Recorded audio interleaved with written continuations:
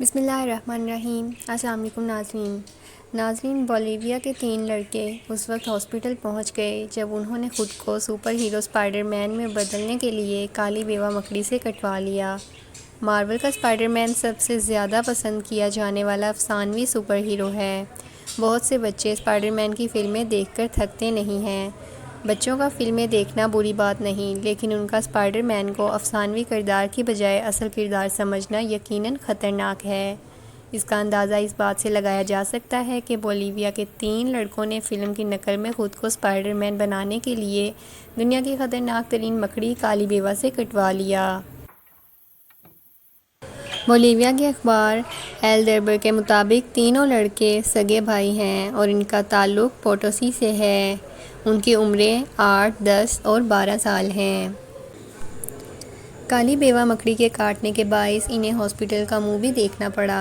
ان تینوں بچوں نے کالی بیوہ مکڑی کو اپنی جلد پر بٹھایا اور اسے لکڑی کی چھڑی سے کچوکے لگاتے رہے تاکہ وہ ان کی جلد پر کاٹ لے۔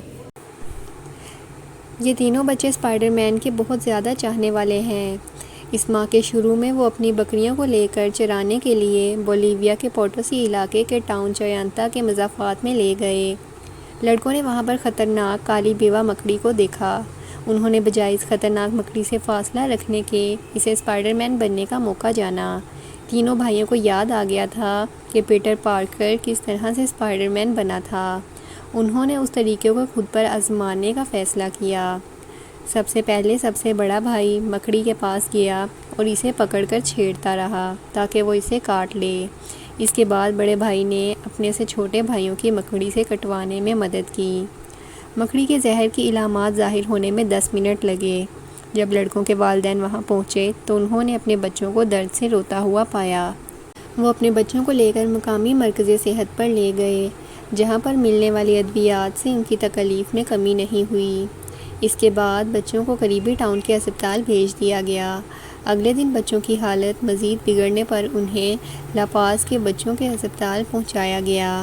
مکڑیوں کے کاٹنے کے باعث بچوں کے پٹھوں میں درد ہو رہا تھا، انہیں پسینہ آ رہا تھا اور بخار کے ساتھ شدید کپکپی طاری تھی۔